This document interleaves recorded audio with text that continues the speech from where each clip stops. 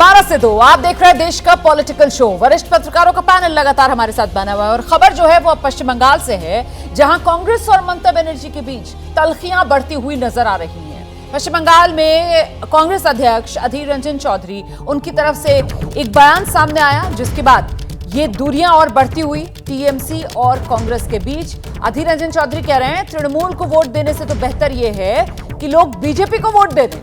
TMC ने अधीर रंजन चौधरी को BJP की बी टीम करार दे दिया है।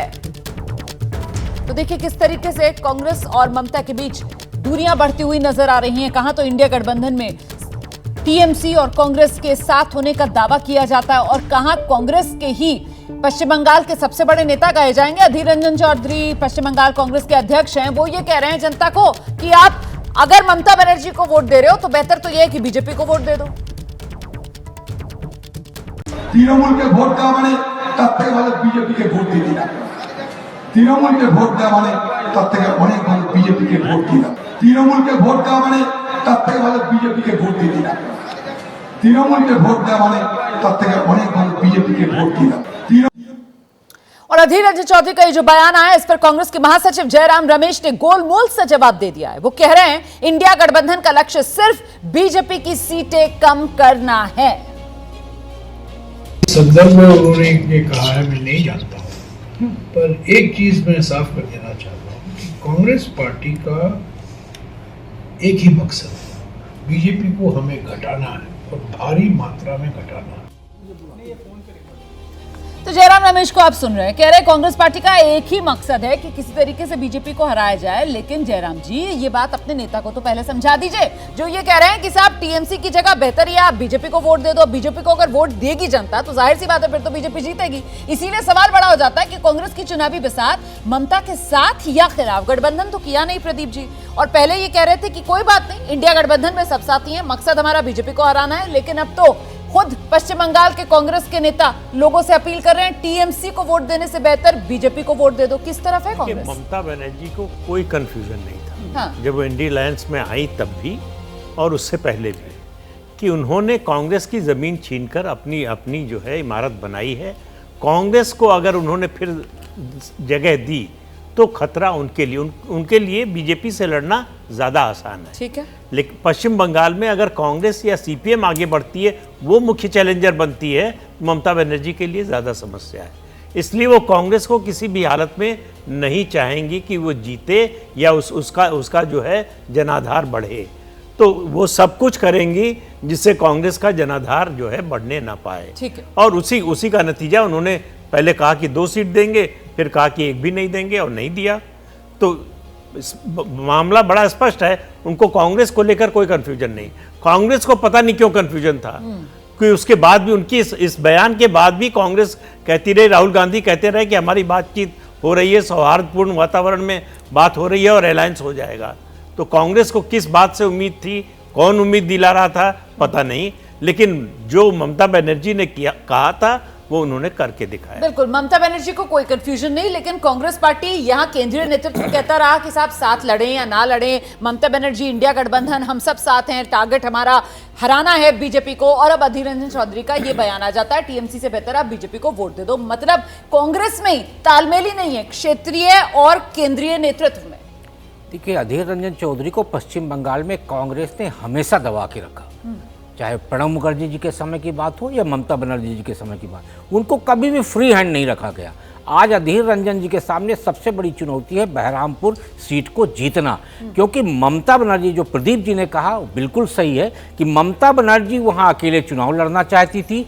वो नहीं चाहती थी कि लेफ्ट और कांग्रेस कहीं भी रणनीतिक तरीके से भी सामने आए। उन्होंने ऐसा ध्रुवीकरण का सियासी बिसात बिछाया कि कंपटीशन में भाजपा और तृणमूल दिखे, और तृणमूल भाजपा के बीच में ही पूरे पश्चिम बंगाल की लड़ाई को सेट करने के कारण ही अब अधीर रंजन को लग रहा है कहीं ना कहीं नुकसान हो सकता है। और इसलिए उन्होंने सीधे अटैक किया है कहाँ, तृणमूल कांग्रेस पे, और उसके लिए उन्होंने सहारा लिया भारतीय जनता पार्टी का। तो ये कांग्रेस का कंफ्यूजन है।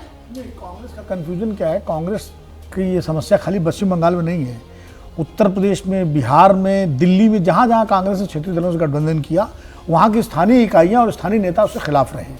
बिहार के नेता लंबे समय तक लालू के साथ गठबंधन के खिलाफ थे, उत्तर प्रदेश में तो हमेशा मुलायम सिंह के साथ गठबंधन को लेकर कांग्रेस के नेता खिलाफ रहते थे। नहीं सर, मैं समझना ये चाह रही हूँ कि गठबंधन में आप साथ में नहीं है, आपके स्थानीय नेता उस गठबंधन के खिलाफ हैं, लेकिन जिस पार्टी के खिलाफ आप कह रहे हैं आप सबसे बड़ी लड़ाई लड़ रहे हैं लोकतंत्र बचाने की, संविधान बचाने की, आपके स्थानीय नेता खड़े होकर कह रहे हैं कि गठबंधन में वो साथी उसको वोट देने से बेहतर है आप बीजेपी को वोट दें। अधीर रंजन जो है ये पहली बार थोड़ी बोले हैं।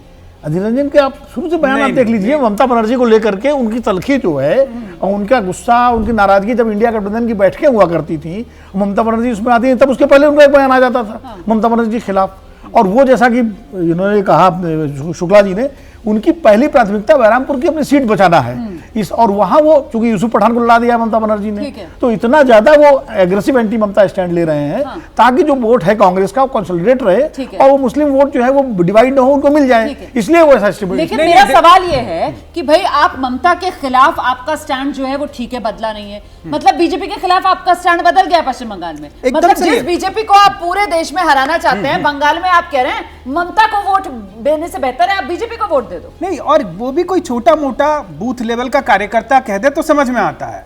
अधीर रंजन के साथ कोई नाइंसाफी नहीं हुई है, बंगाल में वो कांग्रेस का चेहरा है, यहाँ पे सदन में भी उनको नेता बनाया, पार्टी ने उनको प्रदेश अध्यक्ष है, सदन में यहाँ लोकसभा में नेता बनाया। अधीर रंजन कोई मामूली कोई चलता फिरता दबाया गया जवाब देंगे? नहीं, कोई दबाया नहीं गया है, वो चेहरा है, वो बहुत जुझारू नेता है।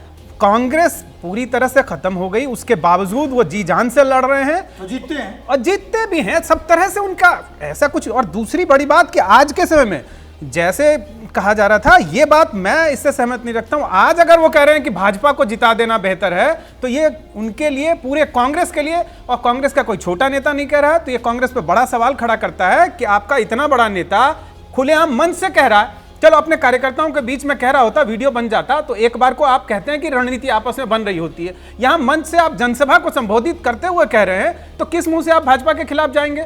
और मतलब फिर तो आप कांग्रेस के नेता के तौर पर नहीं, मतलब संदेश ये जा रहा है कि अधीर रंजन चौधरी जो है वो अपनी सीट बचाने के लिए, अपनी सीट पर जीत दर्ज करने के लिए पार्टी का ही नुकसान कर रहे हैं, पार्टी लाइन से ही अलग लाइन पकड़ रहे हैं, ये संदेश जा रहा है। मैं वही कह रहा हूँ कि उनके सामने चुनौती ये है कि उनको बहरामपुर सीट जीतना है। अब जैसा भी विनोद जी ने कहा, साफ है कि वो नहीं चाहते कि वहां अल्पसंख्यक वोट बटे, तो कांग्रेस का वोटर और अल्पसंख्यक वोट यदि उनके साथ जैसे पिछली बार की तरह जुड़ा रहेगा, और दोनों के बीच में अंतर जो है तृणमूल और कांग्रेस के बीच में जो बहरामपुर सीट में अंतर है वो करीब 10% वोट का अंतर है, 45 से 47% वोट पा रहे हैं ये अधीर रंजन चौधरी।